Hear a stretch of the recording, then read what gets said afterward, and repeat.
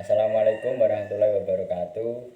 Perkenalkan, nama saya Rahmengki Saputra dari Universitas Nusantara PGRI Kediri, NPM 17.01.01.09.006, kelas 3A. Saya di sini akan menjelaskan tentang jenis dan manfaat air. Langsung saja, di bumi ini air itu terdapat 3 jenis. Yang pertama, air tanah, air permukaan, dan air angkasa. Air tanah, sesuai namanya, air tanah adalah air yang terdapat dalam lapisan tanah atau bebatuan di bawah permukaan tanah. Air jenis ini memiliki peranan yang sangat penting dalam menjaga keseimbangan dan ketersediaan bahan baku air untuk kepentingan rumah tangga maupun untuk kepentingan industri. Secara umum, air tanah memiliki beragam sifat yang menguntungkan, namun memiliki juga sifat yang merugikan.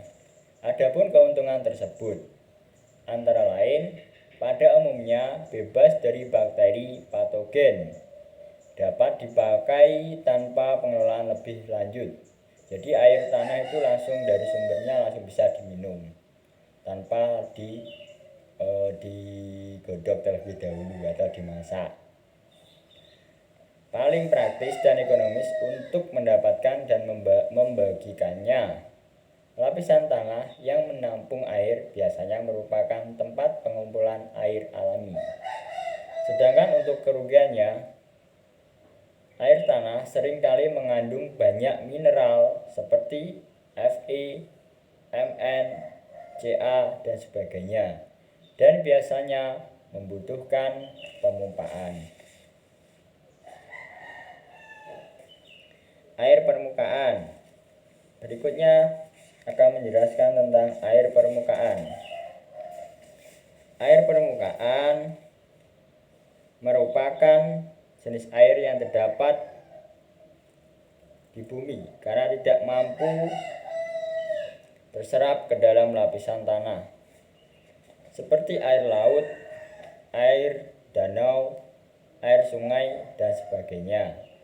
Masing-masing karakternya memiliki ciri-ciri tersendiri yang tentunya berbeda satu sama lainnya. Air sungai merupakan jenis air permukaan dengan tingkat kekotoran yang sangat tinggi. Paling sering digunakan oleh manusia seperti untuk irigasi, transportasi, dan untuk pemenuhan kebutuhan lainnya. Karena derajat pengotorannya begitu tinggi, sehingga dalam penggunaannya untuk air minum perlu melewati proses pengolahan yang sempurna sehingga dapat dikonsumsi secara aman. Pada daerah hulu sungai umumnya memiliki kualitas air yang lebih baik, sehingga tidak memerlukan proses rumit dalam pengelolaannya untuk menjadi air minum. Masyarakat yang tinggal di daerah hulu sungai lebih memilih menggunakan air sungai dibandingkan dengan air tanah karena perbedaan kualitas antara keduanya tidak begitu mencolok. Air rawa memiliki tingkat pembusukan bahan organik begitu tinggi dan sedikitnya jumlah air menyebabkan kandungan besi atau Fe dan mangan atau Mn akan tinggi juga di tengah tingkat kelarutan kandungan oksigen pada air rawa yang begitu rendah. Ketika ingin memanfaatkan air rawa, haruslah berhati-hati. Kita hanya bisa mengambil air sampai kedalaman tertentu saja, supaya endapan besi dan Mn tidak ikut terbawa. Jika seandainya terbawa, maka harus kembali diendapkan lagi. Akan lebih baik lagi jika memakai filter air sehingga lumut atau alga dapat terpisah dengan sempurna. Berikutnya, air angkasa. Air angkasa itu terdiri dari 3, air es, hujan, dan salju. Air angkasa Jenis berikutnya adalah air angkasa yang merupakan air hasil aktivitas yang terjadi di angkasa. Jenis air yang kemudian jatuh ke permukaan bumi setelah melalui rangkaian proses di angkasa. Ini menyumbang 0,001% dari total jumlah air di planet ini. Dari jenis-jenis air hujanlah yang paling umum kita dengar. Air hujan mempunyai tingkat pH rendah serta bertekstur lunak. Apabila air hujan turun ke kawasan non-polutan seperti pegunungan, tingkat pH dari air angkasa ini bisa mendekati normal.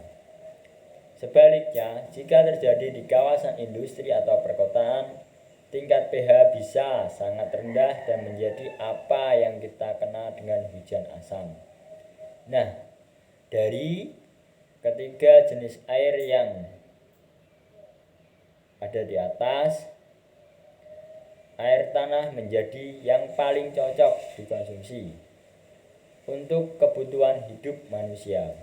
Untuk itu, agar air tanah tetap mengalir, diperlukan kesadaran dari manusia untuk saling menjaga lingkungan di sekitarnya.